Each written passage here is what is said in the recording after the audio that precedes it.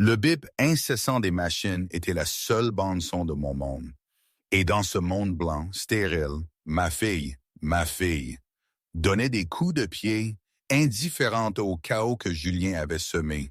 J'avais 32 semaines, la pré-éclampsie menaçait, et mon corps, cet hôte si fiable jusque-là, se rebellait. Le docteur Moreau, les yeux graves, avait parlé d'un accouchement précoce. Les mots résonnaient dans ma tête comme un tambour lointain. J'étais là, branché, perfusé, mon cœur battant à tout rompre, et le sien, fort et régulier, à 142 pulsations par minute, me rappelait que quelque chose de bien et de pur existait encore. C'était la seule certitude. La seule vérité non contaminée par les mensonges et les trahisons qui m'avaient conduit ici. Tout avait commencé il y a quelques semaines à peine. Une autre vie, une autre Marie. Je me vois encore sur le perron de cette maison qui n'était plus la mienne, le sac de course dans une main, la photo d'échographie dans l'autre. 1 heure plus tôt, chez le docteur Moreau, j'avais entendu son petit cœur battre pour la première fois.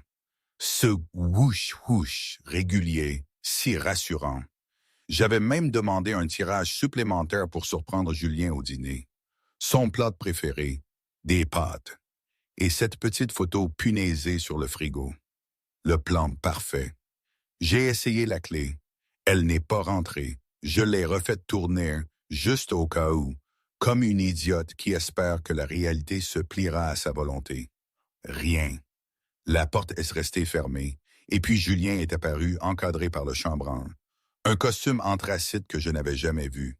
Trop neuf, trop parfait. Tailleur italien, revers fin. Le genre de costume qu'un homme s'offre quand il veut devenir quelqu'un d'autre, ou quand il veut cacher qui il est vraiment. « Marie, de quoi tu parles? » Ma voix était un murmure, trop calme, ce calme bizarre qui précède le désastre quand le cerveau refuse de croire ce que les yeux voient. « J'ai changé les serrures ce matin, » a-t-il dit. Comme ça, sur le ton de quelqu'un qui parle de changer l'huile de la voiture, routine nécessaire. Son regard était vide. Non, pas vide. Plat. Ses mâchoires serrées. La lumière du porche bourdonnait, un papillon de nuit s'écrasait contre la vitre. L'air sentait l'herbe fraîchement coupée, et quelque part, l'arroseur du voisin cliquetait en rythme. Mon monde s'est mis à cliqueter lui aussi. Derrière lui, dans le hall, j'ai vu mes valises. 3. Mal faites. Un pan de mon cardigan préféré dépassait de la fermeture, comme une petite main piégée qui cherchait de l'aide. Je ne comprends pas. C'est alors que j'ai entendu cette voix. Une voix de femme légère, désinvolte, venant de ma cuisine. « Julien, les déménageurs ont besoin de savoir pour la salle à manger. On garde les chaises ou on les change? » Dominique, sa secrétaire, sa main droite indispensable, comme il disait aux soirées d'entreprise.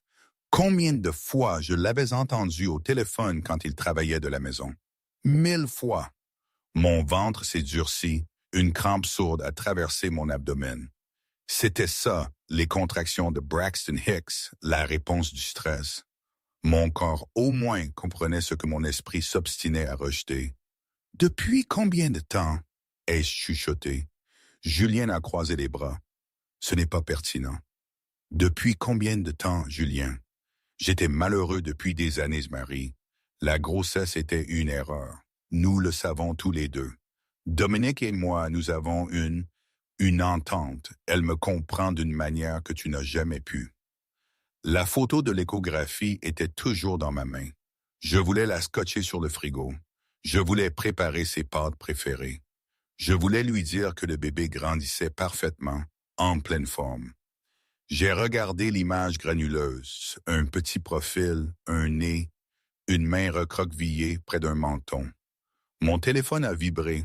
Un message de Béatrice Calloway, sa mère. « C'est pour le mieux, ma chère. Tu n'as jamais été vraiment faite pour cette famille. » J'ai lu 2 fois. Les mots ont flouté. J'ai relu. Le pasteur Dubois d'en face avait arrêté de promener son berger allemand. Il se tenait sur le trottoir, observant. Son chien était sagement à ses pieds. Le pasteur a fait un pas vers la maison, mais j'étais déjà dans ma voiture. J'ai conduit 3 pâtés de maison, me suis garé dans une rue bordée de chênes. Le moteur tournait au ralenti, l'air conditionné bourdonnait, mes mains sur mon ventre. Je n'avais nulle part où aller. J'ai vérifié mon téléphone. Verrouillé, déverrouillé, verrouillé, déverrouillé. En attendant un message. Reviens à la maison. En attendant, je suis désolé.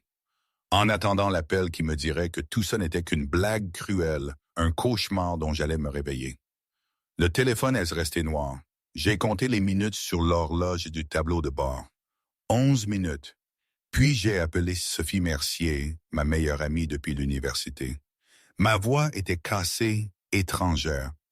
Sophie, Marie, qu'est-ce qui se passe? Il m'a jeté dehors. Silence. J'arrive, a dit Sophie. Ne bouge pas. J'ai attendu. Le lampadaire au-dessus de moi vacillait, les chaînes bruissaient. Un chat a traversé la rue sans se presser. J'ai ouvert une des valises, à l'arrière. Julien l'avait faite lui-même. J'ai trouvé mon manteau d'hiver fourré à côté d'une robe d'été, une seule chaussure de course sans son assortiment, 3 livres que j'avais déjà donnés à la bibliothèque le mois dernier, et une laisse pour chien. Nous n'avions pas de chien. Il avait tout fourré là, n'importe comment, indifféremment. Il avait attrapé des choses au hasard, sans regarder, sans même ouvrir les tiroirs ou les étagères. Il avait juste rempli 3 sacs avec ce qui lui tombait sous la main, comme on jette quelque chose à la poubelle. J'ai tenu la laisse pour chien. J'ai commencé à rire. Puis le rire s'est transformé en autre chose. La photo de l'échographie était sur le siège passager. Un profil parfait, une petite main. Je n'ai jamais pu la lui montrer. 22 minutes plus tard, les phares de Sophie sont apparus dans mon rétroviseur. Elle s'est garée derrière moi, est sortie, a ouvert ma portière. Elle a regardé mon visage. « Raconte-moi tout, Marie », a dit Sophie. « Et ensuite, je vais te dire quelque chose sur Julian Callaway que tu aurais dû savoir depuis longtemps. » L'appartement de Sophie sentait l'eucalyptus et les vieux livres. Elle était avocate spécialisée dans les divorces et une très bonne. Ses bibliothèques étaient remplies de manuels de droit de la famille et de photos encadrées d'amis qu'elle avait aidés à se reconstruire. Elle m'a préparé une tisane à la camomille, l'a posée sur la table basse. Elle s'est assise en tailleur par terre parce que j'avais pris le seul fauteuil confortable et qu'elle ne voulait pas me faire bouger. « Bois ça, Marie, » a dit Sophie. « Tout. » J'ai enroulé mes mains autour de la tasse. La chaleur était la première chose qui m'avait semblé réelle depuis des heures. « Depuis combien de temps tu savais? » ai-je demandé. Sophie a pris une inspiration. 6 mois, 6 mois. Je les ai vus au Florentin, ce restaurant italien rue des Lauriers. C'était un mardi. Je rencontrais un client. Julien et Dominique étaient à une table de coin. Elle avait la main sur son genou. Il lui donnait du dessert à la fourchette. J'ai fermé les yeux. Les mardis soirs. Julien travaillait toujours tard le mardi. Réunion du conseil, disait-il. Séance de stratégie.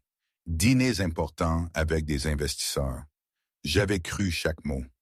Pourquoi tu ne m'as rien dit? Tu étais enceinte de 5 mois, Marie. Ta tension était déjà élevée. Le docteur Moreau t'avait mise au repos modifié. J'étais terrifié à l'idée que le choc puisse nuire au bébé. Alors j'ai fait ce que je fais. Sophie a marqué une pause. J'ai commencé à monter un dossier. Elle a tiré un dossier de son bureau, épais, à onglets colorés. À l'intérieur, relevé de cartes de crédit obtenues via des demandes de dossiers publics reçues d'hôtels du Mirabeau en centre-ville, une réservation dans un gîte sur la route des vins de Bordeaux pour 2 personnes, et des captures d'écran d'un compte de réseau social sous un faux nom, le faux nom de Dominique. Les photos sur le compte avaient été prises dans ma maison, dans ma cuisine.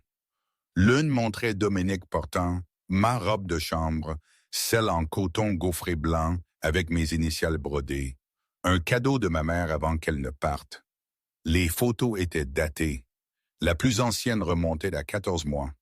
14 mois avant la grossesse, avant la baby shower que Béatrice avait organisée à contre-cœur, avant de la chambre de bébé que nous avions peinte ensemble un dimanche après-midi. Bleu œuf de Robin. Julien avait souri ce jour-là. Il m'avait embrassé le sommet de la tête et avait dit « Ce sera la plus belle pièce de la maison ». Il y a 14 mois, il couchait déjà avec Dominique. Il était au courant de l'affaire quand je lui ai annoncé ma grossesse.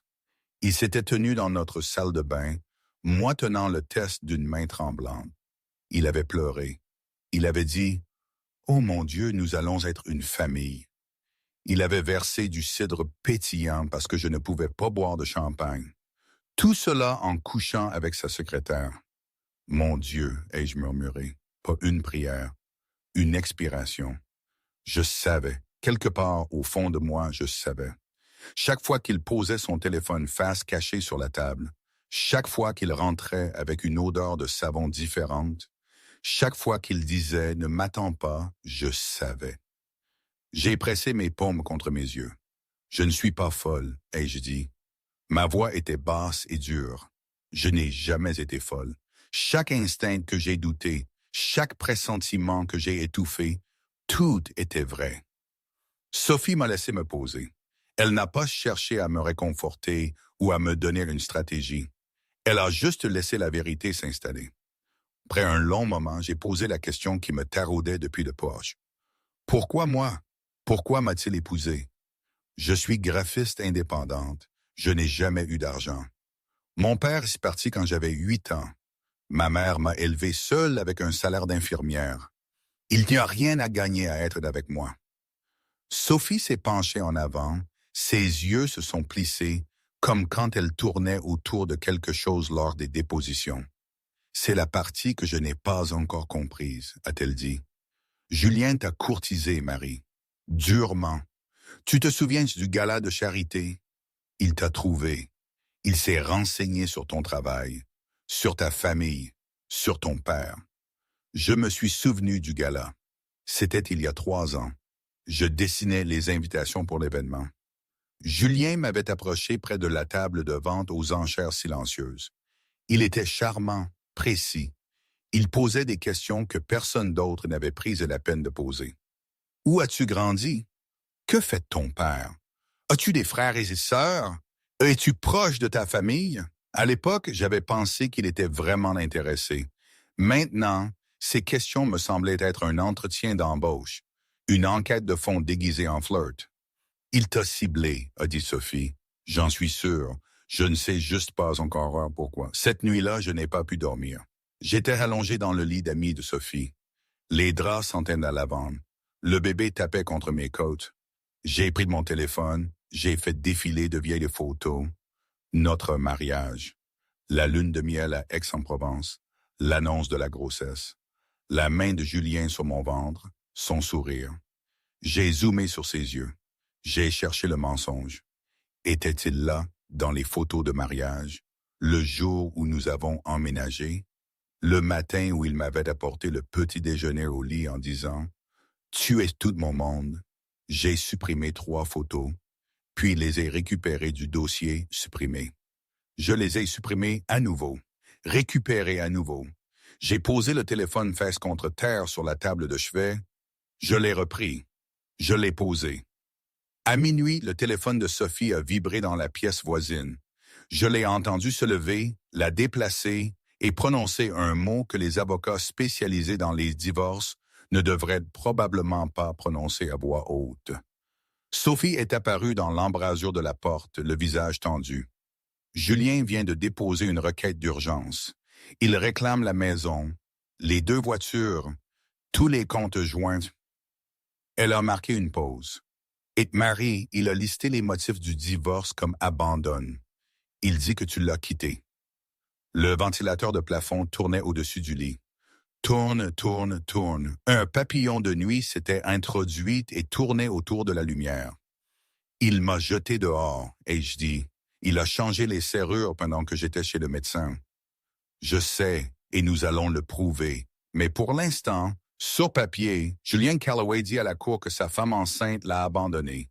Et sa mère dit la même chose à tout le monde. Le ventilateur a cliqué, le papillon a tourné, le bébé a tapé. J'ai posé ma main sur mon ventre et j'ai senti le petit coup sec d'un talon ou d'un coude. Une petite personne entièrement formée, attendant d'arriver dans un monde qui venait d'être chamboulé. Alors nous devons dire la vérité plus fort qu'ils ne peuvent mentir, et je dis. Le lendemain matin, Sophie était au téléphone déposant des contre-requêtes, demandant une audience d'urgence, rédigeant des affidavits. Elle se déplaçait dans le système juridique comme une femme qui avait fait cela 100 fois, parce que c'était le cas. Mais elle était inquiète, m'a-t-elle dit autour d'un café à la table de la cuisine. Julien travaille pour Whitmore Holdings, une entreprise massive aux poches profondes. Leur équipe juridique compte 40 avocats. Je suis seul avec une assistante juridique qui ne travaille que les mardis et jeudis. J'ai enroulé mes mains autour de ma tasse. Whitmore Holdings, c'est la société mère. Ils ont acquis Callaway Partners il y a environ 8 mois. Julien se promène au bureau comme s'il était propriétaire des lieux, mais techniquement, c'est un employé maintenant. C'est la holding qui décide. Whitmore. Le nom a atterri différemment de ce qu'il aurait dû. Il est resté dans ma poitrine, familier, inconfortable, comme un mot au bout de ma langue. Whitmore était mon nom de jeune fille avant que je ne prenne Callaway, avant que je ne devienne la femme de Julien, le projet de Julien et l'accessoire soigneusement construit de Julien. Murray Whitmore. Je n'ai rien dit à Sophie. Pas encore. C'était probablement une coïncidence. Whitmore n'était pas un nom rare. Il y avait des Whitmore partout, dans les annuaires, sur les boîtes aux lettres et gravés sur les pierres tombales de tous les cimetières. Mais cette nuit-là, après que Sophie se soit endormie, je me suis assise par terre dans la salle de bain, mon ordinateur portable sur mes genoux, et j'ai tapé 2 mots dans la barre de recherche. Whitmore Holdings. L'entreprise n'avait pas de visage public. Pas de fondateur souriant sur la page à propos. Pas de portrait dans le rapport annuel. Juste des couches de structure d'entreprise. Société écran nichée dans des sociétés écrans. Filiales avec des noms comme Whitmore Capital Group et Whitmore Ventures International et WH Asset Management. Le portefeuille était ahurissant. Des biens immobiliers dans plusieurs régions de France, des entreprises technologiques, des compagnies d'énergie, une opération de logistique maritime, des services financiers. La valorisation estimée de l'ensemble était difficile à cerner, mais un site d'analyse financière a utilisé un mot que je n'avais jamais associé à une personne réelle. Trillionnaire. J'ai fait défiler plus loin. Article archivé d'il y a 20 ans. Enregistrements commerciaux en Suisse. Une seule mention dans une publication commerciale de 2004. P. Whitmore, fondateur de la holding éponyme, continue son expansion discrète dans les secteurs de l'énergie et de la technologie. P. Whitmore. Pas de prénom, pas de photo. Le nom de mon père était Pierre. Pierre James Whitmore. Mes mains tremblaient. L'écran de l'ordinateur portable est devenu flou. J'ai essuyé mes yeux et j'ai regardé à nouveau. J'ai trouvé l'enregistrement en Suisse. Pierre J. Whitmore. La même initiale du 2e prénom que sur mon acte de naissance. La même initiale du 2e prénom que ma mère avait écrite sur mes formulaires scolaires de sa belle écriture. Non, ai-je murmuré au corot de la salle de bain. C'est impossible. Mon père conduisait un pick-up. Il portait des chemises en flanelle qui sentaient la graisse de moteur. Il jouait de la guitare sur le perron. Il a disparu quand j'avais 8 ans et n'est jamais revenu. Il ne peut pas être un trillionnaire. Il ne peut rien être de tout ça. Mais j'ai continué à chercher et j'ai trouvé une chose de plus. Whitmore Holdings avait acquis Callaway Partners 8 mois auparavant via 3 couches de société écran. L'acquisition avait été finalisée le 15 mars. J'ai vérifié mon calendrier. Le 15 mars, c'était le jour où j'avais annoncé à Julien que j'étais enceinte. Mon père, si c'était mon père, avait acheté l'entreprise pour laquelle mon mari travaillait à peu près au moment où j'avais conçu mon enfant. La coïncidence était trop précise, trop chirurgicale. Ça semblait conçu. Je suis resté assise sur le sol de la salle de bain jusqu'à 3 heures du matin. Les coraux étaient froids. Le bébé était silencieux. L'appartement était sombre, à l'exception de l'écran de l'ordinateur portable qui brillait sur mon visage. Je n'ai pas dormi. Le lendemain matin, on a frappé à la porte de Sophie. Pas les clients habituels de Sophie qui envoyaient des SMS avant de venir. Pas le facteur qui venait à midi. Un coup ferme, poli, 2 fois, puis le silence. Sophie a regardé par le Judas et m'a regardé avec confusion. « C'est un homme, bien habillé. Il dit qu'il te cherche. » Je me suis approché de la porte, je l'ai ouverte. Il avait de la trentaine, grand, rasé de près. Il portait un simple blazer bleu marine sur une chemise blanche. Ses yeux étaient bruns, doux et familiers, d'une manière que je ne pouvais pas immédiatement nommer. « Marie », a-t-il dit doucement, comme une question dont il connaissait déjà la réponse. « Je suis Théo, Theodore Whitmore. Je suis ton frère. » J'ai agrippé l'encadrement de la porte. « Je n'ai pas de frère. »« Tu en as un. » Papa s'est remarié après son départ, brièvement. « Je suis né 1 an plus tard. Je sais tout de toi depuis toujours. » Il a marqué une pause. « Je t'ai surveillé de loin, à la demande de papa. » Mes genoux se sont dérobés. Sophie était derrière moi en un instant, une main sur mon dos. « Peut-être devrions-nous nous asseoir, » a dit Sophie. Nous nous sommes assis dans le salon. Théo au bord du fauteuil. Moi sur le canapé, un oreiller serré contre ma poitrine comme une armure. Théo a expliqué simplement. Pierre Whitmore était parti quand j'avais 8 ans, non pas parce qu'il le voulait, mais parce que ma mère, Patricia, l'avait exigé. Patricia avait découvert l'ampleur de la richesse croissante de Pierre. Elle craignait ce que cela ferait à Marie. L'attention, le danger, la façon dont l'argent déforme la compréhension du monde d'un enfant. Patricia avait fait promettre à Pierre de rester loin, de me laisser grandir normalement, de me laisser lutter, gagner et apprendre comme Patricia pensait que les enfants devaient le faire. Et Pierre, parce qu'il aimait Patricia et parce qu'il croyait qu'elle avait raison, avait accepté. Mais il n'avait jamais cessé de veiller. « Papa a mis en place une fiducie à ton nom avant ta naissance, » a dit Théo. Il l'a financée chaque année depuis. Il a assisté à tous les événements majeurs de ta vie, ton diplôme, ta première exposition en galerie. Il était au fond de l'église aux funérailles de maman. Mon souffle s'est coupé. Aux funérailles de ma mère, le dernier banc, parti avant la réception. Il disait qu'il n'avait pas le droit de rester. La pièce était silencieuse. L'horloge murale de Sophie faisait son tic-tac. Dehors, un camion poubelle grondait dans la rue. Il m'a vu manger du riz et des haricots pour le dîner de Noël. Ai-je dit, ma voix plate, maîtrisée. Il m'a vu cumuler 2 boulots à l'université. Il a vu ma mère mourir après 30 ans de double service et il avait des milliards. Théo n'a pas scié. Oui. Pourquoi êtes-vous ici maintenant? Parce que ton mari t'a jeté dehors et papa en a assez de regarder. Le téléphone de Théo a sonné. Il a jeté un coup d'œil, a coupé la sonnerie, puis m'a regardé avec une expression que je n'arrivais pas à déchiffrer. Quelque chose entre l'urgence et le chagrin. Papa veut te rencontrer aujourd'hui, mais Marie, il y a autre chose que tu dois savoir d'abord. Il a posé son téléphone sur la table. Julien est au courant pour papa. Il l'a toujours su. C'est pourquoi il t'a épousé. Le tic-tac de l'horloge. Le camion poubelle s'était éloigné. Le bébé a tapé 2 fois. Je me suis assis seul sur le balcon de Sophie ce soir-là. La ville s'étendait en contrebas. Les lumières s'allumaient dans les fenêtres. Les gens préparaient le dîner, vivaient leur vie ordinaire. Je tenais mon ventre. Le bébé a bougé, un lent roulement sous mes côtes. Je n'étais pas en train de digérer la révélation du père trillionnaire. Pas encore. C'était trop grand, trop abstrait, trop impossible. Je digérais la vérité plus petite, plus vive.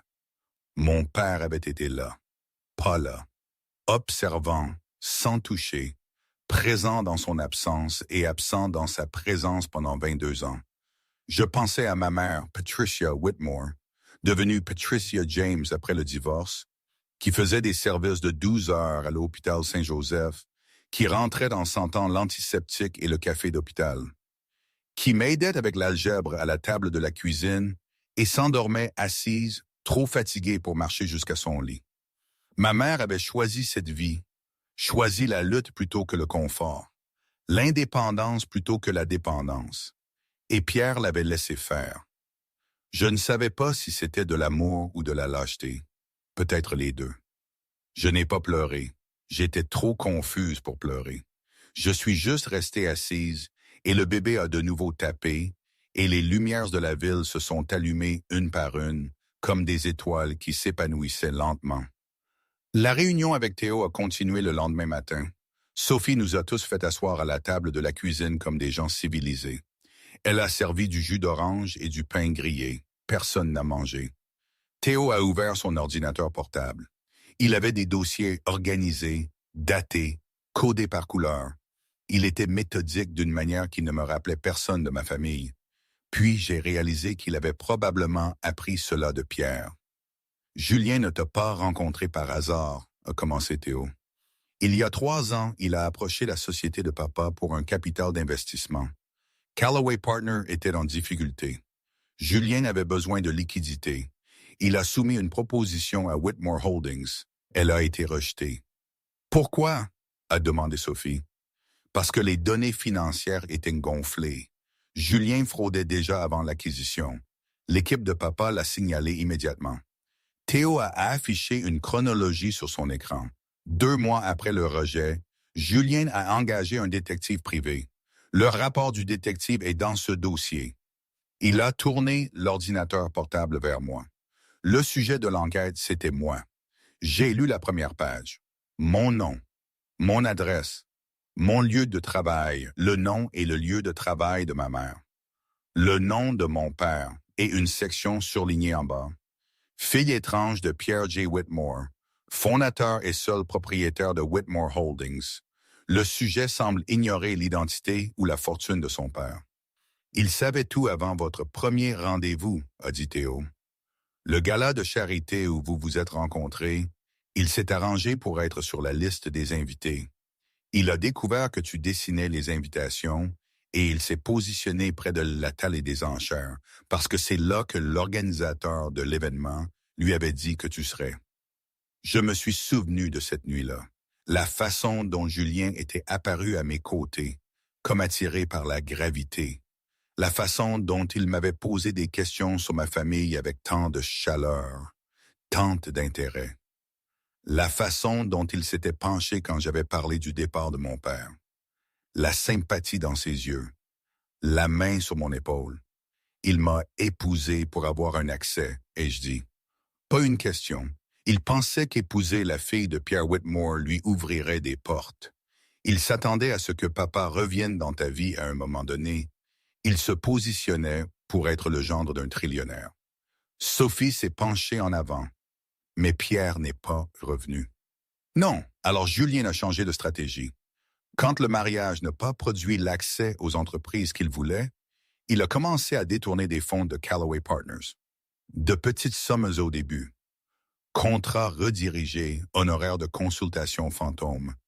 Au moment où papa a acquis l'entreprise, Julien avait déjà détourné plus de 600 000 €.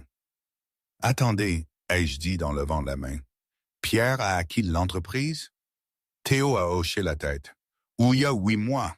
Par l'intermédiaire de 3 sociétés écrans. Chaque action, chaque actif, chaque contrat. Julian Callaway travaille pour papa. Il n'en a aucune idée. La cuisine était silencieuse. Le réfrigérateur bourdonnait. Le soleil traversait la table. Il m'a épousé pour de l'argent que je n'avais même pas, ai-je dit. Ma voix était calme maintenant. Le choc avait traversé mon corps et y avait laissé quelque chose de plus dur. Il a parié sur l'amour de mon père. Et mon père jouait aux échecs pendant que Julien jouait aux dames. Je me suis tourné vers Théo. La colère est venue alors. Pas envers Julien, pas encore, mais envers l'homme qui m'avait laissé lutter. Ton père, notre père, il m'a laissé manger des nouilles 4 soirs par semaine à l'université. Il m'a laissé dormir dans ma voiture pendant les vacances d'hiver parce que je n'avais pas les moyens de chauffer mon appartement et de rentrer chez moi. Il a laissé ma mère se tuer au travail. Il avait des milliards et je ne pouvais même pas payer ses funérailles. Théo n'a pas défendu Pierre. Il a écouté l'accusation et l'a absorbé. Tu as raison, a-t-il. Raison, a-t-il dit. Il a eu tort. Il sait qu'il a eu tort. Il a passé 22 ans à avoir tort. Mais, Marie, en ce moment même, Julien essaie de tout te prendre, y compris ta fille. Et papa est la seule personne qui puisse l'arrêter. Sophie a rassemblé les dossiers juridiques au centre de la table. Voici la situation. Julien a gelé tes comptes joints, déposé des plaintes pour abandon. L'équipe juridique de son entreprise, ironiquement financée par Whitmore Holdings, me submerge de requêtes. Il essaye aussi de propager le récit que tu es instable, hormonal, inapte à la garde. Ces avocats sont payés avec l'argent de mon père, ai-je dit, pour être utilisés contre moi. C'est ça la situation. J'ai regardé Théo, puis Sophie, puis la photo d'échographie punaisée sur le réfrigérateur de Sophie avec un aimant en forme de fraise. Je mérite mieux, ai-je dit doucement. Mieux que d'être le plan d'affaires de quelqu'un, mieux que d'être un poste dans le tableau Excel d'un escroc. Je mérite d'être aimé pour qui je suis, pas pour qui mon père pourrait être. Je me suis levé, j'ai marché jusqu'à la fenêtre. La rue en bas était ordinaire. Des voitures, des gens, une femme poussant d'une poussette, un homme portant des sacs de course. Organiser la rencontre, ai-je dit. Je verrai Pierre, mais à mes conditions, pas aux siennes. L'après-midi même, je suis allé à l'épicerie. J'avais besoin de vitamines prénatales. J'ai parcouru les rayons lentement, une main sur le caddie, une main sur mon ventre. J'ai trouvé le rayon des vitamines. Je me suis tenu là, fixant les étagères. Je ne me souvenais plus de la marque que j'utilisais. J'avais pris les mêmes vitamines tous les matins pendant 7 mois. Je pouvais visualiser la bouteille sur le comptoir de la salle de bain, celle de la maison où je ne pouvais plus entrer. Mais le nom était parti. La couleur de l'étiquette était partie.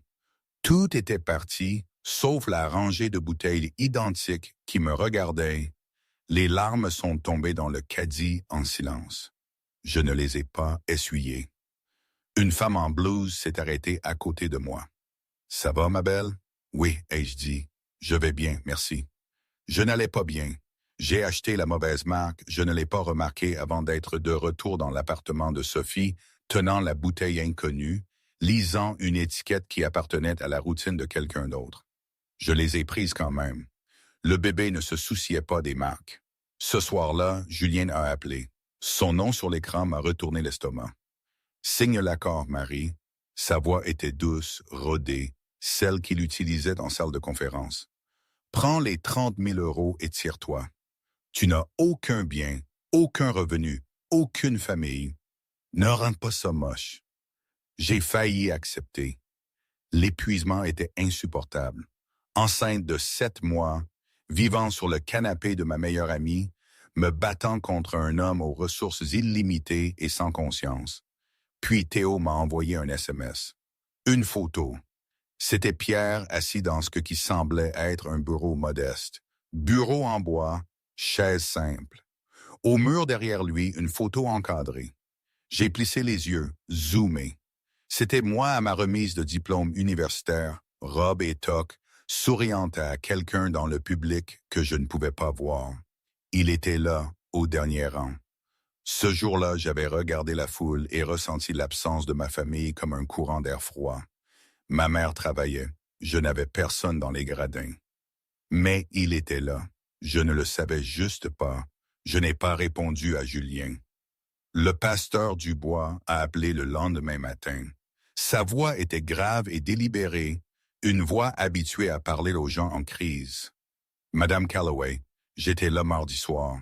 J'ai tout vu. J'ai vu votre mari déposer des valises sur le porche.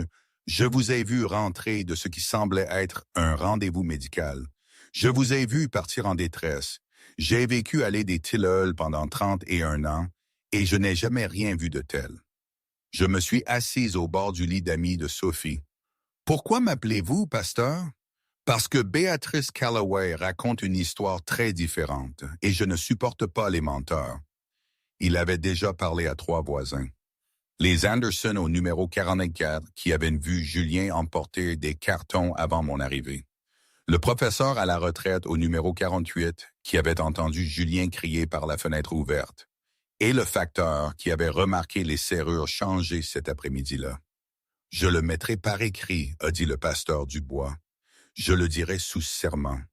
Et je le dirai aux nouvelles du soir si ça doit en arriver là. C'était la première fois depuis des jours que je ressentais autre chose que de la peur. Une lueur, brève mais réelle. La lueur n'a pas duré. La campagne de Béatrice Calloway fonctionnait. Le message de groupe qu'elle avait envoyé à ses amis et aux membres de l'Église s'était répandu comme de l'encre dans l'eau. Mes clients indépendants ont commencé à annuler. Mon plus gros compte, une petite maison d'édition, m'a envoyé un email avec des formules corporate soignées. Nous pensons qu'il est préférable de suspendre notre collaboration pendant que vous vous concentrez sur votre santé. Le sous-texte était clair. Le récit de la femme enceinte folle était en train de gagner. Sophie a déposé une injonction de cesser et de s'abstenir contre Béatrice pour diffamation. L'avocat de Béatrice a répondu en quelques heures, exprimant sa préoccupation pour le bien-être émotionnel d'un membre de la famille, était un discours protégé par la Constitution. Sophie a jeté la réponse sur son bureau. Discours protégé, elle détruit ta réputation avec une campagne de diffamation ciblée et elle appelle ça de la préoccupation. Puis Julien a encore intensifié. Il a déposé une requête pour établir la paternité. Non pas parce qu'il voulait la garde, non pas parce qu'il se souciait d'être un père, mais parce que son avocat lui avait conseillé de contester la paternité pour créer un levier juridique, retarder les procédures, me forcer à des audiences et des examens médicaux supplémentaires. Le dossier incluait une seule ligne qui m'a glacé le sang. Le demandeur sollicite un test génétique pour confirmer la filiation biologique de l'enfant à naître, le mariage ayant été marqué par des périodes prolongées de distance émotionnelle et d'absence inexpliquée de la mère. Il insinuait que le bébé pourrait ne pas être le sien. J'ai lu le dossier dans la cuisine de Sophie. Je l'ai lu 2 fois, 3 fois. J'ai posé le papier sur le comptoir et j'ai pressé mes paumes à plat contre le granit. Quelque chose a bougé à l'intérieur de moi. Pas le bébé. Autre chose. Quelque chose qui avait été recroquevillé, silencieux et patient pendant 7 mois. Pendant 4 ans. Pendant tout mon mariage. La colère. Pas le genre chaud et explosif. Le genre froid. Le genre qui clarifie. Le genre qui dissipe la confusion et révèle l'architecture de ce qui vous a été fait. Il m'a jeté dehors, portant son enfant, et je dis, ma voix était belle, stable. Et maintenant, il remet en question la paternité du bébé. Non pas parce qu'il le croit, parce que me faire souffrir est une stratégie, parce que je ne suis pas une personne pour lui. Je suis un problème à gérer. J'ai pris mon téléphone et j'ai appelé Théo. Organise la rencontre aujourd'hui. Le restaurant n'avait pas de prix sur le menu. Je l'ai remarqué en étant conduite vers une salle privée à l'arrière. La nappe était en lin blanc, les verres étaient en cristal, l'air sentait le pain au romarin et le beurre coûteux. Pierre était déjà là. Il s'est levé quand je suis entré. Il avait 62 ans, les cheveux argentés, un visage buriné par autre chose que le soleil. Il portait une simple chemise boutonnée, pas de cravate, pas de montre, pas de bouton de manchette. Il ressemblait à un grand-père tranquille et quelconque. Ses yeux se sont remplis quand il m'a vu. Il ne s'est pas approché. Il n'a pas tendu la main. Il a attendu. Je me suis assise en face de lui. La chaise était en cuir souple, la serviette en tissu. Un serveur est apparu et a disparu silencieusement, laissant de l'eau citronnée que personne n'avait demandé. Un long silence haine. Tu as manqué toute ma vie, ai-je dit. Je sais. Maman est morte en pensant que tu t'en fichais. La mâchoire de Pierre s'est serrée. Ta mère savait que je m'en souciais.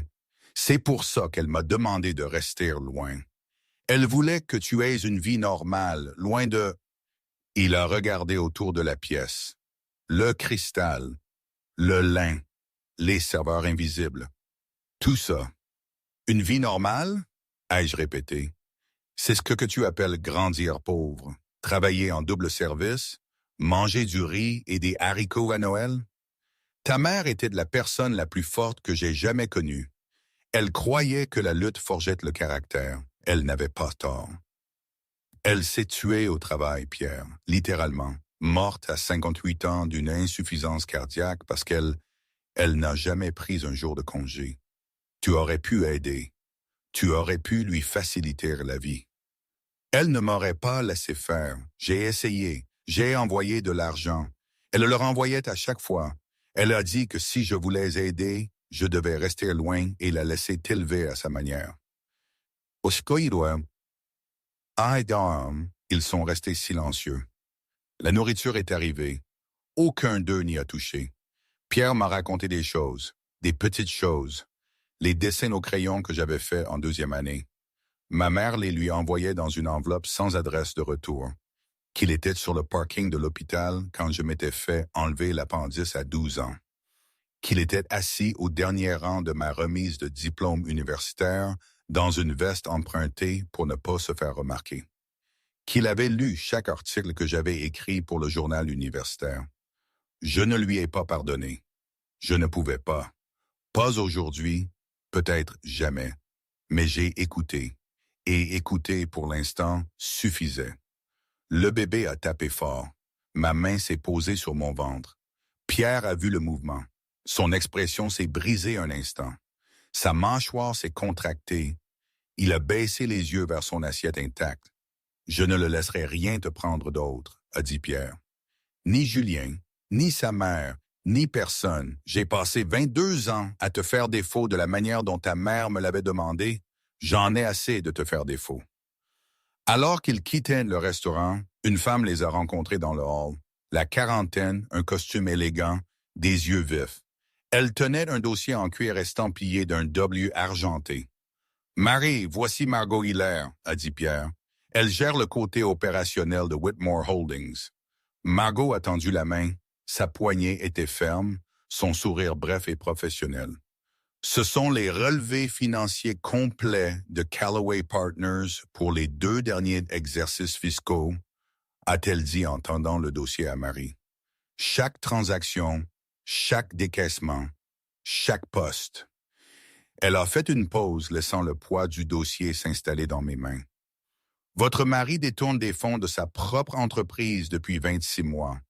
Contrat redirigé, consultant fantôme, dépenses personnelles imputées à des comptes d'exploitation.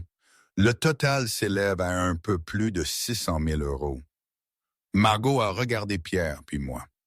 L'entreprise dont il a volé, c'est celle de ton père. Sophie a étalé les documents sur sa table de salle à manger comme un chirurgien disposant des instruments.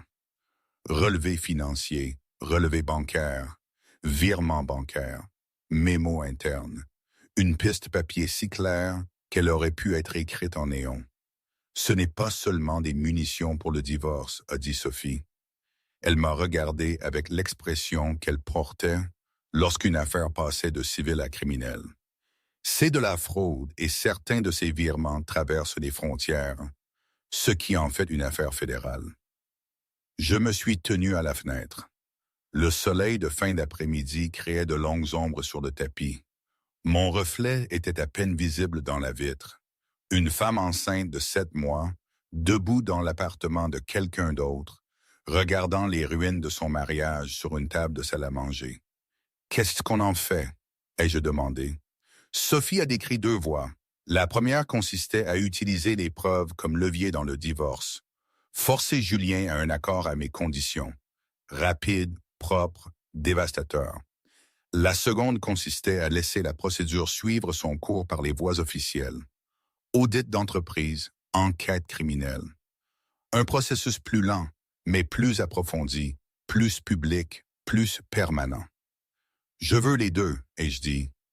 Sophie a hoché la tête. Alors, nous déposons une nouvelle requête en divorce avec les preuves financières jointes Et Margot lance un audit d'entreprise formel par l'intermédiaire de Whitmore Holdings. Julien sera frappé de deux directions à la fois. Pendant que Sophie préparait les dossiers, Margot était déjà en action. Julien a été convoqué à une réunion obligatoire au bureau régional de Whitmore Holdings un jeudi matin. L'email disait « Examen trimestriel, routine ». Il n'y a rien pensé. Il s'est présenté dans un nouveau costume, bleu marine, chaussures en cuir italien. Le rouge à lèvres de Dominique était sur son col, un léger croissant rose qu'il ne prenait plus la peine de cacher. Il est entré dans la salle de conférence avec l'allure d'un homme qui se croyait intouchable. Margot était assise en bout de table. À côté d'elle, un homme que Julien ne reconnaissait pas. Lunettes à monture métallique, costume gris, le genre de visage qui passait la plupart de son temps à regarder des tableurs. « Julien, merci d'être venu », a dit Margot. « Voici Hervé Chen. Il est expert comptable judiciaire, mandaté par la holding. » Le sourire de Julien a vacillé. « Judiciaire? Cela semble un peu dramatique pour un examen trimestriel. » Hervé a ouvert un classeur, épais, à onglets. Il a commencé à parler d'une voix monocorde plus dévastatrice que n'importe quel cri. Transaction par transaction. Date par date. Euro par euro. La société de conseil fantôme qui partageait une adresse postale avec l'appartement de Dominique. Les voyages personnels imputés aux frais de fonctionnement. L'abonnement au club de campagne pour Béatrice. Les rénovations d'une maison au bord d'un lac que Julien avait acheté sous le nom d'un associé. 614 000 € en 26 mois. Le visage de Julien a subi une série de changements. Confusion, irritation, alarme, puis quelque chose que j'aurais aimé voir plus tard. La pure peur viscérale. C'est un malentendu, a-t-il dit. Sa voix avait perdu son poli de salle de conférence. Je peux expliquer chaque transaction. Il y a des raisons commerciales légitimes à tout cela. Margot n'a rien dit. Elle a fait glisser un document de plus sur la table. Un organigramme. La véritable structure de propriété de Callaway Partners. Des sociétés écrans décollées comme les couches d'un oignon. Au sommet, en caractère noir net, Pierre J. Whitmore, propriétaire unique. Julien a fixé le document.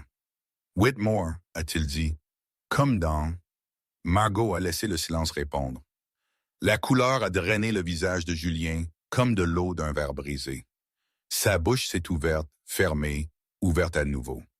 Il a regardé Margot, Hervé, l'organigramme, le nom tout en haut. Le nom de la femme qu'il avait jetée hors de sa maison 2 semaines plus tôt. « Vous êtes suspendu avec effet immédiat », a dit Margot, en attendant une enquête complète. Votre carte de crédit d'entreprise a été désactivée. Votre accès au bureau a été révoqué. La sécurité vous accompagnera pour récupérer vos effets personnels.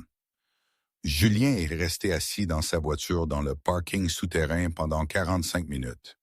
Le moteur était éteint. Le garage était sombre et sentait le béton et l'huile de moteur. Il m'a appelé. Je n'ai pas répondu. Il a appelé Béatrice. Son père est Whitmore, a-t-il dit. Sa voix était creuse. Pierre Whitmore, la holding, celle qui nous a rachetés. C'est le père de Marie.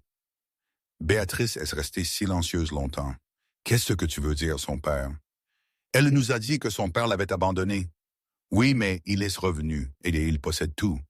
Tout, maman. L'entreprise, l'immeuble, mon bureau, mon salaire. Tout. Le silence de Béatrice s'est étiré. Quand elle a parlé, sa voix avait la qualité mince et prudente d'une femme recalculant sa position. Dans quel genre de pétrin es-tu? Je ne sais pas encore. Alors, arrête de m'appeler et appelle ton avocat. Elle a raccroché. À travers la ville, je me suis assise dans la chambre d'amis de Sophie. Il était 3 heures du matin. L'appartement était sombre, à l'exception de la lampe de chevet. Je pliais des vêtements de bébé, de petits pyjamas et des chaussettes minuscules. Un bonnet tricoté avec des oreilles d'ourson que Sophie avait acheté à une foire artisanale. Je pliais chaque pièce précisément, lissant le tissu, alignant les bords. repliant celles qui étaient déjà faites. Mes mains avaient besoin de faire quelque chose de petit et de gérable, quelque chose sous mon contrôle. Je ne pensais pas à Julien, ni à son visage dans la salle de conférence, ni aux 600 000 €, ni à l'organigramme. Je pensais à savoir si je serais suffisante, si je pouvais faire ça seule, si ma fille grandirait en se demandant où était son père, comme j'avais grandi en me demandant où était Pierre. Le bonnet aux oreilles d'ourson était doux sous mes doigts. Je l'ai plié 3 fois avant de bien le faire. Puis Dominique a appelé. J'ai failli ne pas répondre. Mais quelque chose m'a fait glisser l'écran. Peut-être la curiosité, peut-être l'épuisement, peut-être le fait qu'il était 3 heures du matin et que les règles normales ne s'appliquaient pas. Je sais que tu n'as pas envie d'entendre de mes nouvelles, a dit Dominique. Sa voix était différente de ce à quoi je m'attendais. Pas agressive, pas défensive, petite. Mais j'ai besoin que tu saches quelque chose. Il m'a dit que tu étais déjà divorcé. Il m'a dit que tu étais parti. Il m'a dit qu'il n'y avait pas de bébé. Je n'ai rien dit. Je l'ai cru, et continuait Dominique. Je sais que ça semble pathétique. Je sais que tu me détestes probablement. Mais il m'a menti, de la même manière qu'il t'a menti, des mensonges différents, le même homme. J'ai raccroché. Je ne devais à Dominique ni réconfort, ni absolution, ni quoi que ce soit, mais quelque chose dans la voix de cette femme, le choc, la prise de conscience naissante d'avoir été utilisée, avait planté une petite graine, enfouie profondément. J'ai posé le bonnet d'ours, éteint la lampe et me suis allongé dans l'obscurité. J'ai écouté l'appartement respirer. Le bébé a tapé une fois, doucement, comme un murmure. Le stress a trouvé mon corps avant que mon esprit ne puisse construire un mur autour de lui. Le docteur Moreau m'a appelé personnellement à 7h45 du matin. Pas le cabinet, pas l'infirmière, le docteur Moreau elle-même. Vos résultats d'analyse sont revenus. Vos chiffres de tension artérielle du moniteur à domicile évoluent dans une direction que je n'aime pas. Je veux que vous veniez aujourd'hui. Pas demain. Aujourd'hui, à l'hôpital. Les chiffres ont confirmé ce que mon corps savait déjà. Tension artérielle à 152/98, protéines dans mes urines, gonflement des mains et des pieds. Ce n'était plus seulement la grossesse. Risque de prééclampsie à 32 semaines. Le docteur Moreau m'a admise.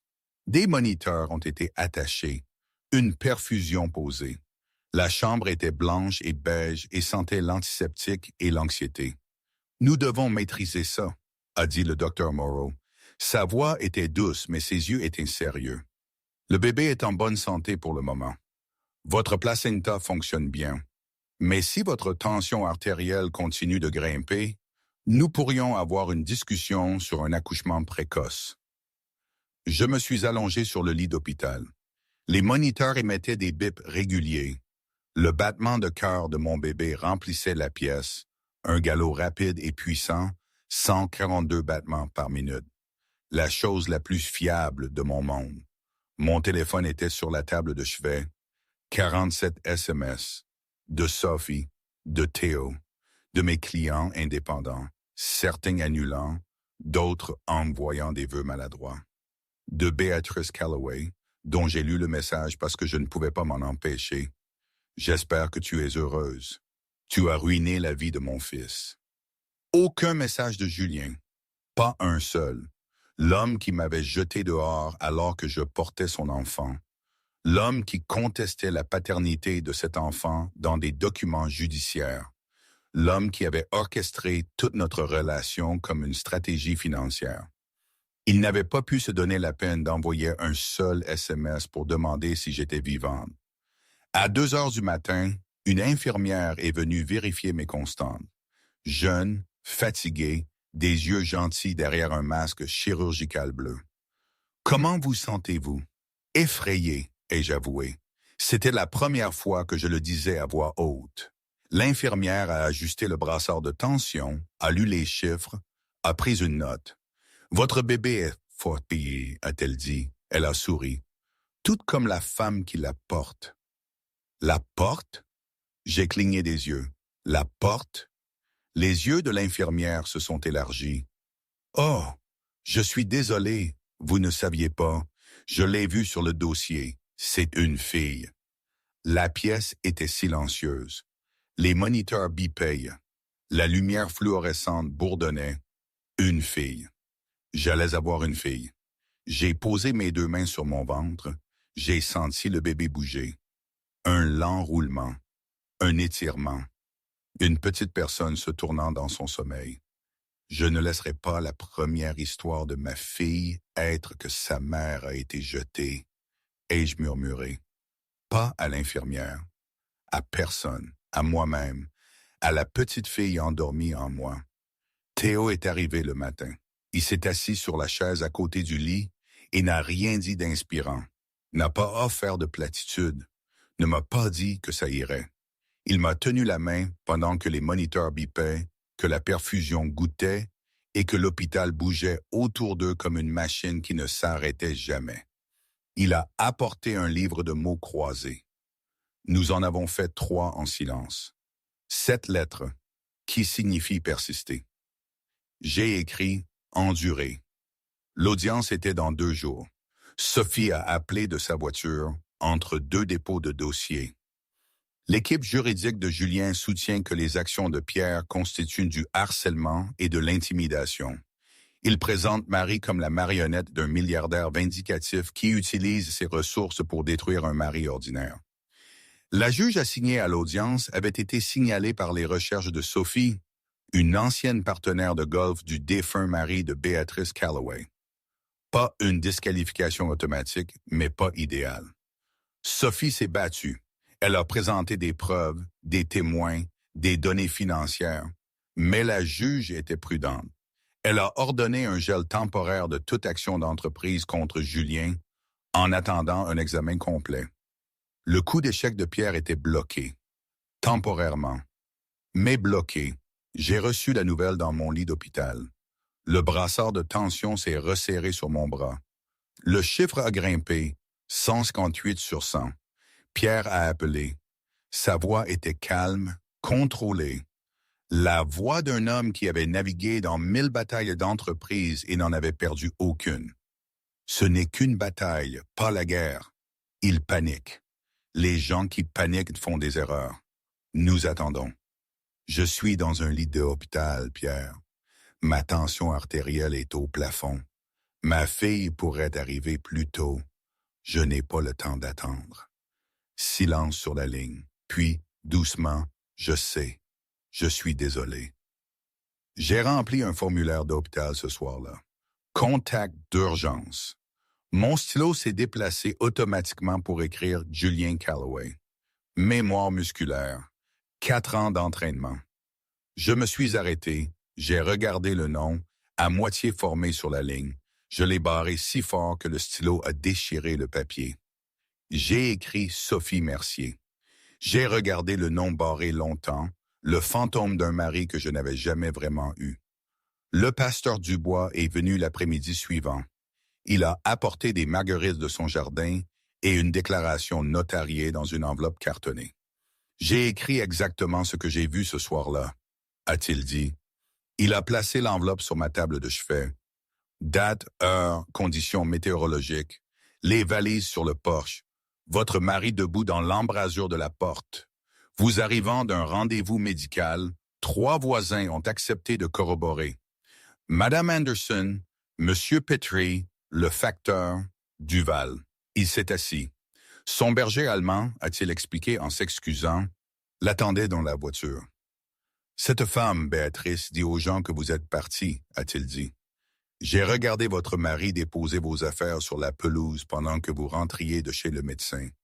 31 ans que j'habite dans cette rue. Je sais ce que j'ai vu, et je le dirai sous serment lors d'une déposition ou aux nouvelles de 18 heures. Tout ce dont vous avez besoin. Après son départ, mon téléphone a sonné. Un email d'une adresse que je ne reconnaissais pas. C'était Dominique. Un long email détaillé, structuré, écrit par quelqu'un qui avait passé des jours à réfléchir à ce qu'il fallait dire. Elle était la secrétaire de Julien depuis 2 ans. Il l'avait courtisée, l'avait emmenée déjeuner, l'avait appelée brillante, lui avait dit que son mariage était fini, que sa femme était instable, qu'ils étaient déjà séparés. Il avait dit qu'il n'y avait pas de bébé. Il y a 3 semaines, Dominique avait trouvé un dossier sur le bureau de Julien intitulé « Projet Whitmore ». À l'intérieur des recherches imprimées sur ma famille, la structure d'entreprise de Pierre Whitmore schématisée sur du papier millimétré, une chronologie, des notes manuscrites dans l'écriture précise de Julien.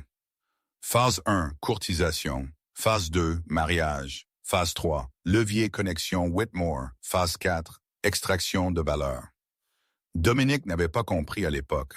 Maintenant, oui. Je faisais partie de son plan, a-t-elle écrit.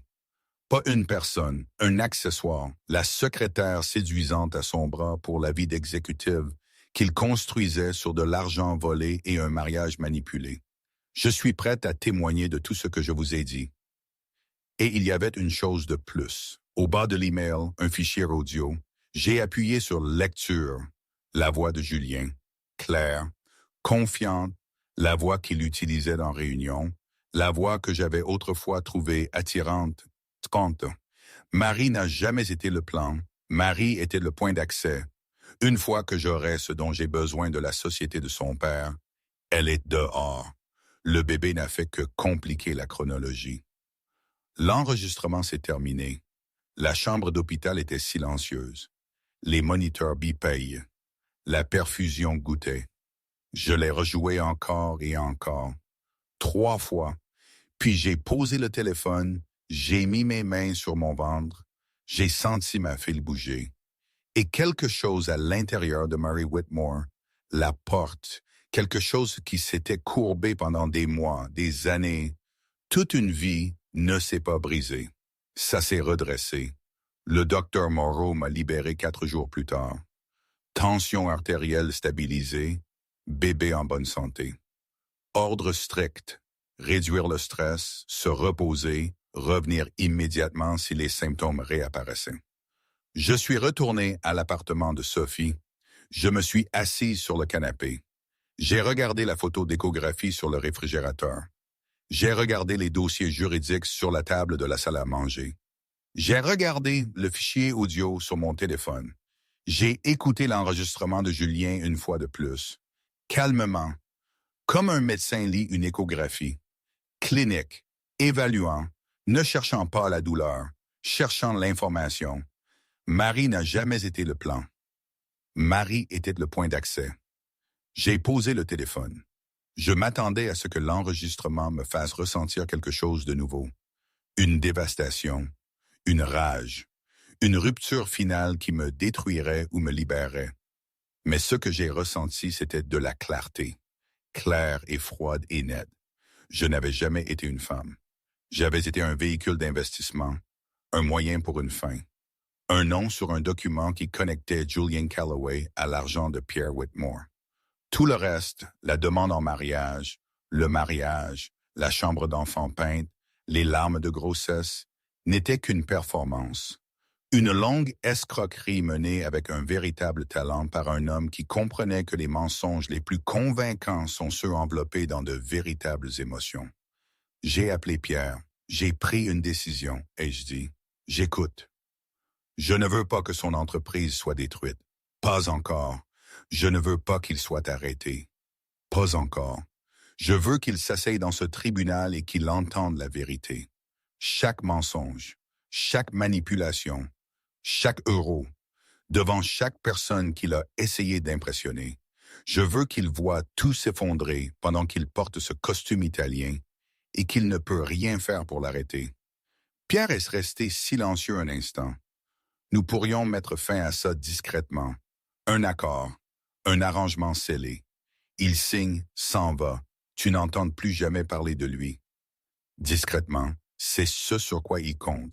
Discrètement, c'est comme ça que des hommes comme Julien survivent. Ils chuchotent, manipulent et couvrent de leurs traces. Et tout le monde accepte d'être poli à ce sujet. J'en ai assez d'être poli. Alors nous procédons publiquement. Nous procédons publiquement. Sophie a déposé une requête pour une nouvelle audience contestant la juge initiale pour conflit d'intérêts. La documentation était complète. La connexion familiale Calloway, les sorties de golf, les contributions de campagne. Le nouveau juge a approuvé en 48 heures. La salle d'audience était plus petite que je ne l'imaginais. Panneaux de bois, lumière fluorescente. Le drapeau français dans le coin avait besoin d'être repassé. Ce n'était pas la cathédrale de marbre dramatique que j'avais imaginée. C'était une pièce ordinaire où des gens ordinaires venaient diviser leur vie en avant et après. Julien était assis à la table des accusés. Il avait perdu du poids, son costume lui allait différemment maintenant, comme si l'homme à l'intérieur avait rétréci. Son avocat, un avocat d'affaires d'un cabinet spécialisé dans la protection des hommes fortunés, brassait des papiers avec un calme exercé. Sophie s'est levée et elle a commencé. Le témoignage du pasteur Dubois est venu en premier. Stable, inébranlable. Il a décrit la soirée en détail. Les valises, la porte verrouillée, la femme enceinte debout sur le porche à l'heure dorée d'un mardi soir. Il a décrit la posture de Julien, la voix de Dominique de l'intérieur, Marie montant dans sa voiture. 3 voisins ont corroboré. Madame Anderson avait vu Julien emporter des cartons de la maison à 2 heures de l'après-midi. Monsieur Petrie avait entendu des cris par sa fenêtre de cuisine. Le facteur Duval avait confirmé que le serrurier était arrivé à midi. Puis les preuves financières. Hervé Chen, l'expert comptable judiciaire, a pris la barre. Il a présenté 26 mois de détournement de fonds avec la même voix monocorde dévastatrice qui avait vidé le visage de Julien de toutes couleurs. Transaction par transaction, compte écran par compte écran. 614 000 € redirigés d'une entreprise que Julien ne possédait pas vers des comptes qu'il contrôlait. L'avocat de Julien a objecté 7 fois. Chaque objection a été rejetée. Puis l'enregistrement. La voix de Dominique à la barre était douce mais claire. Elle a décrit comment elle avait trouvé le dossier Project Whitmore. Comment elle avait lentement compris ce que Julien avait fait. Comment elle avait obtenu l'enregistrement d'un message vocal que Julien avait laissé à un ami de collège, se vantant de sa stratégie. L'audio a été diffusé dans la salle d'audience. La voix de Julien a rempli la pièce. Marie n'a jamais été le plan. Marie était le point d'accès. Une fois que j'aurai ce dont j'ai besoin de la société de son père, elle est dehors. Le bébé n'a fait que compliquer la chronologie. La salle d'audience était silencieuse. Le stylo de la juge s'est arrêté de bouger. L'avocat de Julien a fixé la table. Julien regardait droit devant lui. Son visage était un masque, mais ses mains à plat sur la table devant lui tremblaient. La décision de la juge a été rapide. Divulgation financière complète ordonnée de Julien, ordonnance restrictive temporaire, pension alimentaire d'urgence pour le conjoint et l'enfant, et un renvoi officiel au bureau du procureur pour le détournement de fonds. Dehors du tribunal, ciel gris. Le parking sentait l'asphalte mouillé.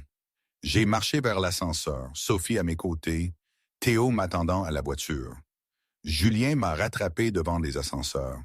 Il est passé derrière une colonne. De près, je pouvais voir les dégâts, les cernes sous ses yeux, la coupure de rasoir sur sa mâchoire, le col froissé. « Marie, s'il te plaît. » Sa voix s'est cassée. J'ai fait des erreurs terribles. Mais tu sais que je t'aime. Ça, ton père, l'argent, ça n'a pas à nous changer. Nous pouvons recommencer. Je l'ai regardé, vraiment regardé. Pas à travers le prisme de la femme qu'il avait aimée. Pas à travers le brouillard de 4 ans d'intimité soigneusement construite. Je l'ai regardé comme Sophie m'avait appris à lire un contrat. Clause par clause, mot par mot. Je n'ai pas vu l'homme que j'avais épousé. J'ai vu l'homme qu'il avait toujours été. Tu as appelé notre fille une complication, ai-je dit, sur un enregistrement, pendant que tu planifiais comment m'utiliser et me jeter. Les portes de l'ascenseur se sont ouvertes. Je suis entré. Au revoir, Julien. Les portes se sont refermées. J'ai repris le chemin de l'appartement de Sophie, mais j'ai fait un détour par la rue des Chênes devant l'ancien quartier, devant la maison de ma mère. Quelqu'un d'autre y vivait maintenant. Des rideaux différents aux fenêtres, jaunes au lieu de blanc. Un vélo d'enfant gisait sur le côté dans le jardin. Le jardin que Patricia avait entretenu tous les dimanches était envahi. Je me suis garé de l'autre côté de la rue, sans descendre, juste regarder. La fenêtre de la cuisine de ma mère, où je faisais mes devoirs pendant que Patricia préparait le dîner après un service de 12 heures. La vapeur de la cuisinière, l'odeur de poulet et de romarin, le son de ma mère fredonnant quelque chose sans mélodie. Juste un son, juste une présence. Je suis resté là 5 minutes. Le bébé a bougé, un lent mouvement. Puis j'ai démarré la voiture, je me suis éloigné du trottoir. Je n'ai pas regardé dans le rétroviseur. Je souriais. Non pas parce que la tristesse était partie, mais parce que quelque chose d'autre était arrivé à ses côtés. Quelque chose qui ressemblait au début de quelque chose que je n'avais pas encore de nom. Ce soir-là, j'ai fait le pain aux bananes de ma mère, de mémoire. 2 bananes trop mûres, 1 tasse et 1/4 de farine, 1 demi-tasse de cassonade, 1 œuf, 1/4 de tasse de beurre fondu, 1 pincée de cannelle, que Patricia appelait toujours une pincée généreuse, ce qui signifiait au moins une demi-cuillère à café. L'appartement s'est rempli de cette odeur, douce, chaude, familière. L'odeur des dimanches matins et des jours de neige et de la cuisine d'une femme qui avait construit une vie à partir de rien, si ce n'est l'amour et l'entêtement. Sophie est rentrée du bureau, a senti le pain, n'a rien dit, a pris une tranche. Nous nous sommes assises par terre dans la cuisine parce qu'il n'y avait que 2 chaises à table et que le sol était plus propre de toute façon. Nous avons mangé du pain aux bananes chaud en silence. Je pense. Le meilleur silence que l'une ou l'autre d'entre nous ait connu depuis des semaines. Pierre a demandé à nous revoir. Même restaurant, même salle privée, même nappe blanche et serveur invisible. Et ce pain qui coûtait probablement plus cher le pain que le budget hebdomadaire de Patricia. Mais cette fois, je me suis assise en face de lui différemment. Ma colonne vertébrale était droite. Mes mains étaient immobiles. Je ne jouais pas la contenance. Je l'avais. « Il y a autre chose que je dois te dire », a dit Pierre. Il a posé son verre d'eau délicatement. « J'aurais dû te le dire la première fois que nous nous sommes rencontrés. Je voulais le faire. Mais j'avais peur que ce soit trop d'un coup. J'ai attendu. Quand tu es né, j'ai créé une fiducie à ton nom. Ta mère le savait, mais elle a refusé de te laisser y avoir accès. Elle a dit qu'elle te le dirait à tes 30 ans. Mais elle est morte avant ton 29e anniversaire. La fiducie n'a jamais été activée. Elle s'accumule depuis 30 ans. » Il a marqué une pause. « Elle vaut 400 millions d'euros. » Les mots ont atterri dans l'espace entre nous comme des pierres tombées dans l'air calme. J'ai regardé les ondulations sans bouger. 400 millions d'euros, ai-je répété. Oui, j'étais une héritière, techniquement, alors que je dormais dans ma voiture pendant les vacances d'hiver à l'université, alors que je choisissais entre la nourriture et les manuels, alors que je portais le même costume pour 8 entretiens d'embauche parce que je n'avais pas les moyens d'en acheter un second. Oui, je me suis posé avec cette pensée. La fiducie signifiait que je n'avais jamais été pauvre. Pas vraiment. J'avais été pauvre parce que ma mère avait choisi la fierté plutôt que le confort. Parce que Pierre avait respecté ce choix, même quand il avait tout coûté à sa fille. Et Julien l'avait su. Le rapport du détective privé, celui d'avant notre premier rendez-vous, avait inclus la fiducie. Julien m'avait épousé en sachant que je valais 400 millions d'euros. Le gala de charité, la cour, la demande en mariage, la grossesse, tout avait été conçu à rebours à partir d'un chiffre sur un document financier. Ma mère m'a laissé lutter pour que je sois forte, ai-je dit lentement. Tu m'as laissé lutter parce que tu lui as promis que tu le ferais.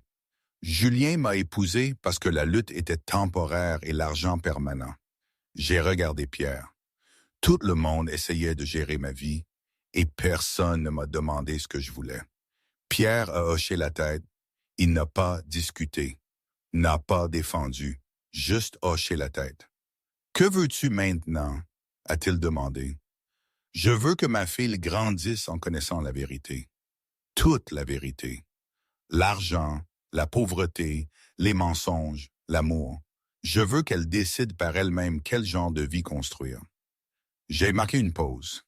Et je veux que Julien Calloway rende des comptes pour ce qu'il a fait. Pas par vengeance, parce que la vérité compte. Parce que ma fille mérite une mère qui n'a pas laissé un escroc réécrire son histoire. Attendez une minute là.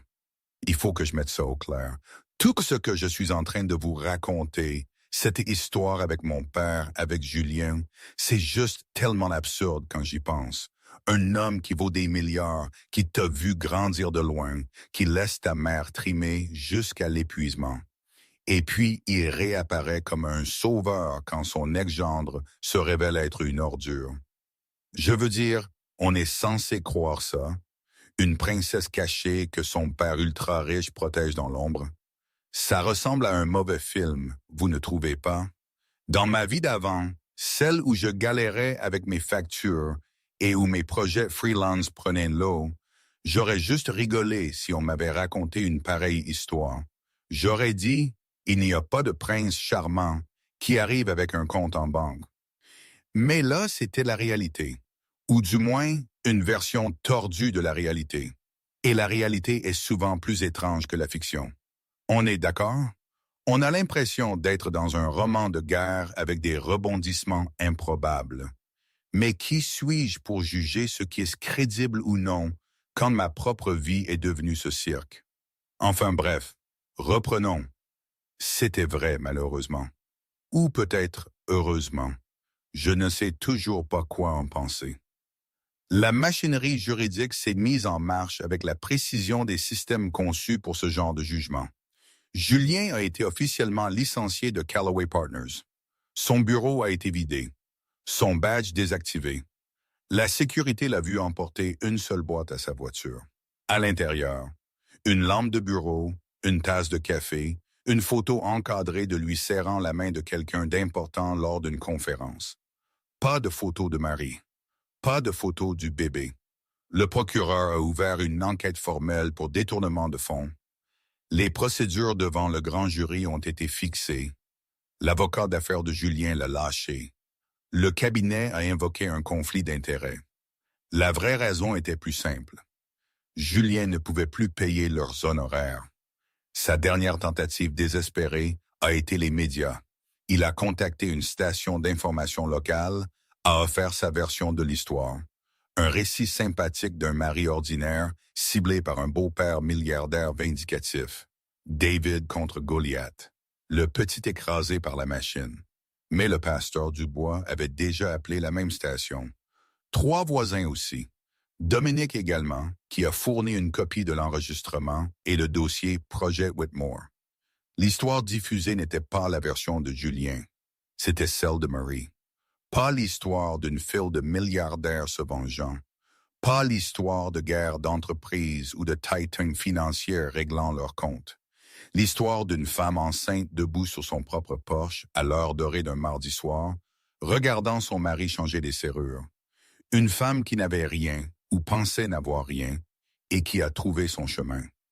La phrase de clôture du présentateur tue. Parfois, la chose la plus puissante qu'une personne puisse faire est simplement de dire la vérité. Julien s'est présenté à l'appartement de Sophie 3 jours plus tard. Non invité, sans prévenir. Il semblait diminuer. Son costume était le même tailleur italien, mais il pendait différemment maintenant, comme si l'homme à l'intérieur avait rétréci. J'ai ouvert la porte. Je ne l'ai pas laissé entrer. Marie, sa voix était rauque. Je sais que je ne peux pas défaire ce que j'ai fait, mais je suis en train de tout perdre, le travail, la maison, probablement ma liberté, je n'ai plus rien. Je me suis appuyé contre l'encadrement de la porte. J'étais enceinte de 33 semaines. Mon dos me faisait mal, mes chevilles étaient enflées. J'étais fatigué d'une manière que le sommeil ne pouvait pas réparer. Maintenant, tu sais ce que ça fait, ai-je dit. Debout sur cette pelouse. 3 valises emballées par un homme qui n'a même pas pris la peine de vérifier ce qu'il attrapait. Enceinte de 7 mois, nulle part où aller. Tu avais tout ce soir-là, Julien. La maison, la voiture, la secrétaire, le plan, mais tu m'avais aussi, et tu m'as jeté. Il a commencé à pleurer. Les larmes semblaient réelles. Peut-être qu'elles l'étaient. Peut-être que Julian Calloway était capable d'une émotion véritable, quand l'émotion concernait sa propre souffrance. Peut-être que la pitié de soi et le remords se ressemblaient de l'extérieur, mais se ressentaient complètement différemment de l'intérieur. J'avais appris à faire la différence. J'espère que tu te feras aider, ai-je dit. Je le pensais. J'espère que tu parleras à quelqu'un, un thérapeute, un conseiller, quelqu'un qui pourra t'aider à comprendre pourquoi tu as fait ce que tu as fait. Mais tu n'es plus mon problème, et tu n'es pas mon projet, et tu n'es pas ma leçon à apprendre. J'ai fermé la porte doucement, sans colère. Le clic du verrou a été silencieux. Final. Je n'avais pas besoin de ces excuses. J'avais passé des semaines à attendre des mots qui arrangeraient les choses, des mots qui expliqueraient l'inexplicable, des mots qui remonteraient 4 ans en arrière et démêleraient la vérité de la performance. Ces mots n'existaient pas. Aucune combinaison de syllabes ne pouvait annuler ce qui avait été fait. La seule permission dont j'avais besoin était ma propre permission de ne plus attendre. Permission d'aller de l'avant. Permission de construire une vie qui n'incluait pas Julian Calloway dans aucun chapitre. Ce soir-là, Sophie et Pierre se sont assis sur le petit balcon. Le même balcon où j'avais été assise en état de choc des semaines auparavant, fixant les lumières de la ville et essayant de me rappeler comment respirer. La ville était la même. Les lumières étaient les mêmes. J'étais différente. Je ne vais pas t'appeler papa, et je dis à Pierre, je sais, je ne t'appellerai peut-être jamais papa. Je le sais aussi, mais j'aimerais que ma fille connaisse son grand-père. Si tu peux me promettre une chose, n'importe quoi, sois présent, pas depuis un parking, pas à travers des sociétés écrans, pas à travers des fiducies et des détectives privés et des frères dont je ne connaissais pas l'existence, présents, dans la pièce, à table, la tenir quand elle pleure, lui apprendre des choses, être là, de la manière dont tu n'as pas été là pour moi. Le menton de Pierre tremblait, il a regardé la ville, les lumières se sont flouées dans ses yeux. Je promets, a-t-il dit, sa voix brisée sur le deuxième mot. C'était la première promesse qu'il m'avait faite en 22 ans. Je ne savais pas encore s'il la tiendrait. Mais je savais quelque chose que je n'avais pas su auparavant. Je savais que j'étais prête à le découvrir. 6 semaines plus tard, j'ai emménagé dans mon propre appartement.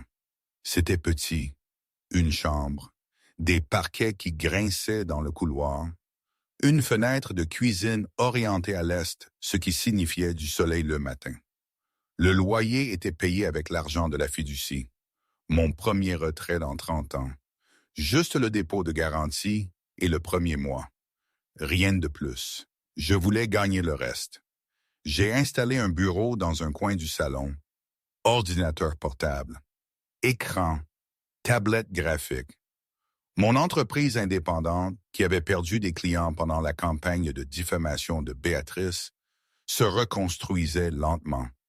Mon premier nouveau projet était un travail pro bono, branding et design pour une association appelée Encre fraîche, qui aidait les femmes à relancer leur carrière après des crises domestiques. L'ironie ne m'échappait pas. Je concevais de l'espoir pour des femmes dans la même situation que moi 8 semaines auparavant. Théo venait le samedi matin. Il apportait un café horrible d'une station-service à 2 pâtés de maison. Je faisais semblant d'aimer. Je n'aimais pas. Ça avait le goût d'huile de moteur filtrée à travers une chaussette de sport. Mais Théo conduisait 20 minutes. 20 minutes pour l'apporter, et le fait de faire semblant était une forme d'amour que j'apprenais à reconnaître. Nous construisions quelque chose. Pas la relation fraternelle que l'un ou l'autre avait imaginée. Pas le lien instantané du sang partagé et des souvenirs d'enfance, car nous n'avions pas d'enfance partagée. Quelque chose de différent. Maladroit, honnête, Deux adultes assis sur un canapé d'occasion, mangeant des beignets de station-service et essayant de comprendre comment être une famille quand aucun d'entre eux n'avait de modèle. Tu sais que tu pourrais avoir un penthouse, a dit Théo un matin en désignant l'appartement. Je ne veux pas de penthouse. Tu pourrais avoir une maison, une voiture, du personnel. Je veux une fenêtre de cuisine orientée à l'est. J'ai ça. Il a secoué la tête et sourit, a mangé un autre beignet. Les conséquences juridiques se sont déroulées par étapes. Le divorce a été prononcé un mercredi. J'ai porté une robe bleu marine. Sophie portait son meilleur tailleur de tribunal. Julien avait l'air d'un homme qui avait épuisé toutes les stratégies et toutes les excuses. Je n'ai rien pris à Julien. Ni la maison, ni la voiture, ni le compte de retraite qu'il avait déjà vidé. Je n'en avais pas besoin. J'avais la fiducie, j'avais mon travail, j'avais ma liberté. J'ai demandé la garde exclusive que le tribunal a accordée sans contestation, étant donné les preuves de fraude financière, l'abandon, la déclaration enregistrée qualifiant le bébé de complication. La déclaration finale de Julien au tribunal a été prononcée d'une voix que je reconnaissais à peine. Mince, douce, dépouillée de son charme. Je l'aimais à ma manière. Je l'aimais. La juge l'a regardé par-dessus le bord de ses lunettes de lecture. C'était une femme d'une cinquantaine d'années, aux cheveux argentés et à l'expression particulière de quelqu'un qui avait entendu toutes les versions de cette phrase. La Cour estime que cette caractérisation est incompatible avec les preuves, a-t-elle dit, et est passée à l'élément suivant du dossier. Béatrice Calloway avait cessé de parler publiquement à Julien. Les amis de l'Église qu'elle avait ralliés avec son message de groupe avaient vu le reportage. Le pasteur Dubois avait donné un sermon ce dimanche-là sur la vérité et la responsabilité. Il n'a pas mentionné de nom. Il n'avait pas besoin de le faire. Dominique avait déménagé à Bordeaux. Elle m'a envoyé un dernier email. Je recommence à zéro. J'espère que toi aussi. Je n'ai pas répondu, mais je n'ai pas supprimé le message. Julien a été inculpé de 12 chefs de détournement de fonds et de 2 chefs de fraude électronique. Son avocat commis d'office a demandé un arrangement. Le procureur y réfléchissait. Je n'ai pas suivi l'affaire pénale de près. Ce chapitre de ma vie était clos. Pas avec un claquement, avec un clic discret. Comme le verrou de la porte de Sophie, la dernière fois que j'ai parlé à Julien. Le bébé est arrivé un mardi matin. Précoce. 37 semaines. Le soleil commençait tout juste à se lever quand mes os ont rompu dans la cuisine. Je préparais des flocons d'avoine. La casserole a débordé au même moment. J'ai éteint la cuisinière, appelé Sophie, attrapé mon sac d'hôpital et marché jusqu'à la voiture avec les pas prudents et délibérés d'une femme qui avait répété ce moment 100 fois dans son esprit. Sophie a conduit mal, mais vite. L'accouchement a duré 14 heures. Sophie était dans la pièce. Théo était dans la salle d'attente. Il arpentait une tranchée dans le linoléum. Une infirmière lui a finalement dit de s'asseoir avant qu'il ne s'use jusqu'au sous-sol. Pierre était sur le parking. Vieille habitude. J'ai envoyé une infirmière le chercher à 4h17 du matin, 43 minutes après la naissance du bébé. Il y a un homme sur le parking, ai-je dit à l'infirmière. Cheveux argentés, probablement assis dans une voiture très quelconque. Dites-lui que sa petite fille est là.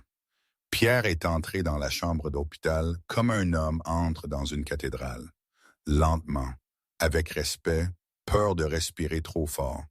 Le bébé était dans mes bras, 3 ou 6 kilogrammes, une pleine tête de cheveux foncés, des yeux qui étaient encore du bleu non focalisé de chaque nouveau-né, mais qui se fixeraient plus tard dans le marron de sa mère. Pierre s'est tenu au pied du lit, ses mains pendaient sur les côtés. Il tremblait. « Voudriez-vous la tenir ?» ai-je demandé. Il a hoché la tête, ne pouvait pas parler. Je lui ai mis le bébé dans les bras. Le trillionnaire, l'homme qui possédait des entreprises et des immeubles et des portefeuilles, valant plus que les budgets annuels de petites nations. Debout dans une chambre d'hôpital à 4 heures du matin, tremblant, tenant 3,6 kg de tout ce qui comptait. Le bébé a attrapé son doigt. Petite main, poigne de fer. Pierre a émis un son qui n'était pas tout à fait un rire et pas tout à fait un sanglot. Son nom est Marguerite, ai-je dit, d'après ma mère. Pierre a fermé les yeux. Les larmes coulaient sur ses joues burinées. Il a serré Marguerite plus fort. Le bébé a bâillé, s'est installé, a dormi. Théo est apparu dans l'embrasure de la porte. Il a vu son père tenir le bébé. Il m'a vu les regarder. Il a pris une photo avec son téléphone. Personne n'a souri. C'était mieux qu'un sourire. C'était réel. 6 mois ont passé. Je me suis assise sur un banc au parc des Buttes-Chaumont un après-midi de début octobre. Les feuilles tournaient à l'or et au cuivre et au rouge profond. L'air sentait l'herbe coupée et la pluie qui approchait. Marguerite était allongée sur une couverture à la lumière tachetée du soleil. 6 mois. Tendant la main vers tout, attrapant des ombres et des feuilles et la distance impossible entre ses doigts et le ciel. Je dessinais. Un carnet de croquis sur mes genoux. Crayon fusain. Je croquais l'arbre au-dessus de nous. La façon dont les branches se séparaient et divergeaient et trouvaient leur propre chemin vers la lumière. J'avais recommencé à dessiner il y a 3 mois. Discrètement, sans annonce. C'était quelque chose que j'avais abandonné pendant mon mariage. Julien avait appelé ça une perte de temps. Un passe-temps pour les gens qui ne pouvaient pas faire de vrai travail.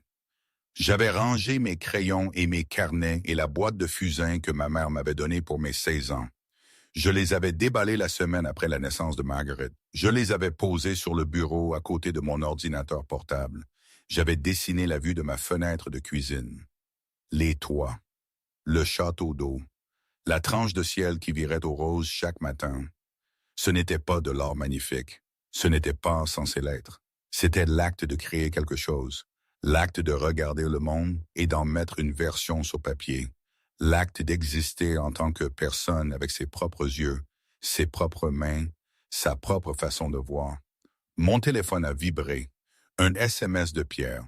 « Comment va ma petite fille aujourd'hui? » J'ai pris une photo de Marguerite sur la couverture. Le bébé tenait un pissenlit, ne le cueillant pas, juste tenant la tige avec cette poigne féroce d'enfant, comme si la fleur était l'objet le plus important de l'univers. J'ai envoyé la photo. Pierre a répondu par un seul mot. Magnifique. Il venait dîner tous les jeudis maintenant. Pas à mon appartement. Chez Sophie, parce que Sophie avait la plus grande table et parce que les dîners du jeudi étaient devenus une habitude. Théo venait parfois. Le pasteur Dubois parfois. Le docteur Moreau, qui était devenu une amie, comme les gens qui partagent une crise le deviennent parfois. Pierre s'asseyait à table, passait les plats, faisait la conversation. Il tenait Marguerite sur ses genoux pendant qu'elle mâchouillait une cuillère en bois. Il était maladroit, excessivement formel. Il ne savait pas raconter d'histoire ni remplir le silence de rire facile. Mais il était là, dans la pièce, à table, présent. Il tenait sa promesse. Sur le banc à côté de moi, une femme s'est assise, jeune, 25 ans peut-être. Elle tenait un enfant en bas âge sur sa hanche. L'enfant gigotait. Les cheveux de la femme n'étaient pas lavés. Ses yeux étaient rouges. Elle balançait l'enfant avec le rythme automatique de quelqu'un qui n'avait pas arrêté de bouger depuis des jours. J'ai reconnu le regard, la tension dans la mâchoire, les coups d'œil rapides autour du parc, la façon dont la femme tenait l'enfant près d'elle. Pas seulement avec amour, mais avec l'intensité particulière de quelqu'un qui a peur de ce qui se passera si elle lâche prise. La femme m'a vu la regarder, rougit, détournant les yeux. « Journée difficile ?» ai-je dit. La femme a ri, s'est sortie cassée, épuisée. Le rire de quelqu'un à qui on n'avait pas posé de questions aimables depuis longtemps.